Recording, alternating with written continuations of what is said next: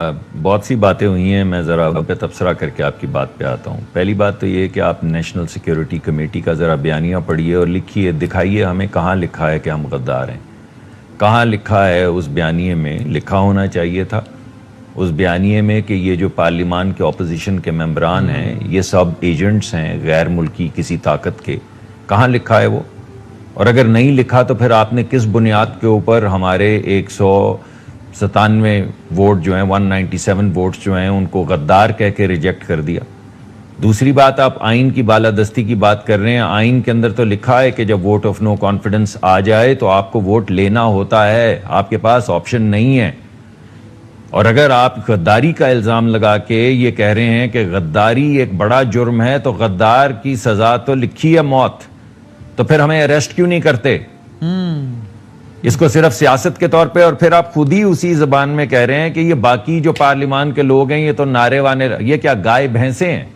شاباش ہے یار، خود آپ پارلیمان کے ممبر ہیں اور پارلیمان میں بیٹھنے والے لوگ آپ کو گائے بھینسیں اور بکریاں نظر آتی ہیں، بھیڑیں نظر آتی ہیں، یعنی اتنا احترام آپ کرتے ہیں پارلیمان کا۔ آپ کو یہ آپ کے گمان میں بھی نہیں گزرتا کہ پارلیمان میں سوچنے والے لوگ بیٹھے ہیں جو سوچتے ہیں، پڑھتے ہیں۔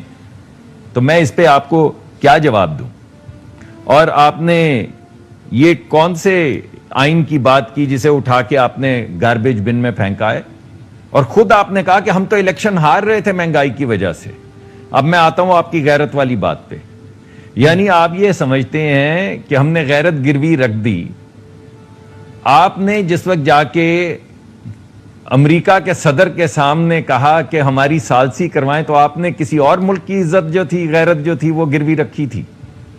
جب آپ ورلڈ کپ 2 جیت کر آئے تھے ڈونلڈ ٹرمپ سے ملنے کے بعد، جب آپ نے کہا کشمیر تمہارے حوالے، جو تمہارا فیصلہ ہمیں منظور، اس وقت آپ کی غیرت کہاں تھی؟ ان تمام شہداء کی غیرت کہاں تھی؟ وہ خواتین جن کے ساتھ جو بھی سلوک، ناروا سلوک وہاں کی افواج کرتی ہیں، ان کی عزت غیرت کہاں تھی؟ تو آپ عزت غیرت کی بات کرتے ہیں۔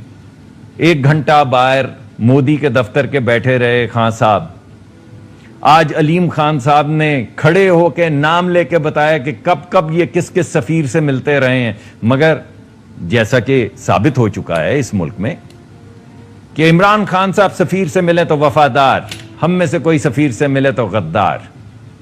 میں نام نہیں لیتا مگر یہ علی محمد خان صاحب کو پتا ہے کہ تمام ان کے کابینہ کے ممبران کس کس ریسیپشن پہ کس کس ایمبیسی میں جاتے ہیں، وہ وفادار۔ لیکن اگر امریکی ایمبیسڈر کسی اپوزیشن کے لیڈر کو ملتا ہے تو وہ obviously غدار۔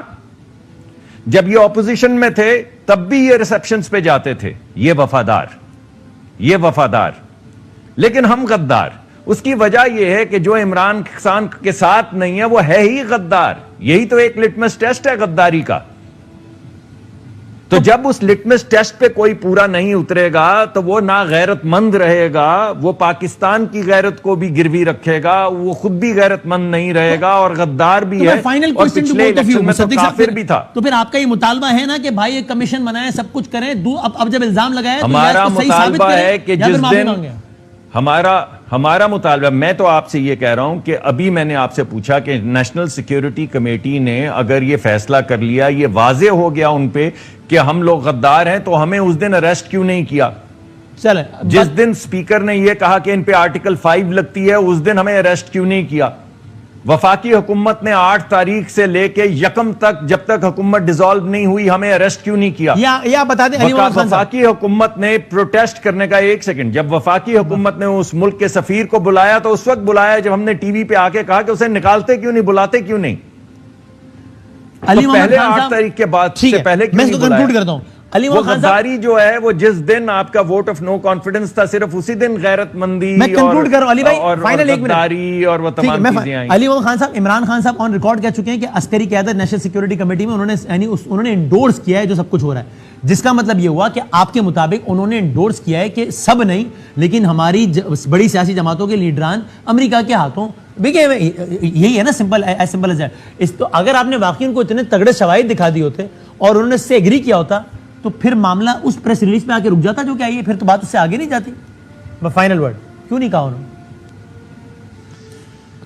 بادامی صاحب دیکھیں کیس اب ویسے بھی سپریم کورٹ نے سو موٹو لے لیا ہے اور اسی ایشو پہ لیا ہے، تو ظاہر ہے اس کو تو ڈیٹیل اس کی آ جائے گی، اور میں سمجھتا ہوں کہ اس کو بالکل منطقی انجام تک پہنچنا چاہیے۔ مصدق صاحب کی جو ڈیمانڈ ہے، کسی بھی محب وطن پاکستانی کو بڑا برا لگے گا کہ اس کو غدار کہا جائے، میں تو کسی کو نہیں کہا، لیکن ایک غداری کی ایک اس سے بڑی مثال کیا ہوگی کہ پاکستان میں ایک ایسی رجیم چینج کی پالیسی کو سپورٹ کیا جائے جو باہر سے سپانسرڈ ہے، جس کا پاکستان میں مجھے بتائے نا مصدق ملک صاحب، بڑا یہاں پہ میرے بھائی ہیں، بڑا یہاں پہ جذباتی باتیں کر رہے ہیں، ان کو پتا تھا وہ تو آپ کو الٹانا چاہتے تھے، آپ نے حکومت کیوں ڈیزالو کی؟ سر آپ اپنی بات کر چکے ہیں، عدم اعتماد کی تحریک آ رہی ہے، اس ملک میں ایک سفیر کو ایک اس ملک کا انڈر سیکرٹری آف اسٹیٹ بتا رہا ہے، لیکن یہاں مصدق ملک صاحب کو نہیں پتا، اس کو پتا ہے کہ کل عدم اعتماد آ رہی ہے، پورے ملک کو یہ 2 مہینے سے پتا کہ آپ کے خلاف عدم اعتماد کی تحریک آ رہی ہے، آرٹیکلز لکھے گئے ہیں، اغیار کے اشاروں پہ لوگ آتے رہے ہیں، جاتے رہے ہیں، بہت سے لوگ سیویاں لے کے جاتے رہے ہیں امریکہ اور بڑے بڑے ممالک میں، اور یہ بھی میں آپ کو بتا دوں کسی نے نہیں کہا کہ آپ سفراء سے نہ ملیں، کسی نے نہیں کہا کہ سفراء سے ملیں، لیکن سازشوں کا حصہ نہ بنیں۔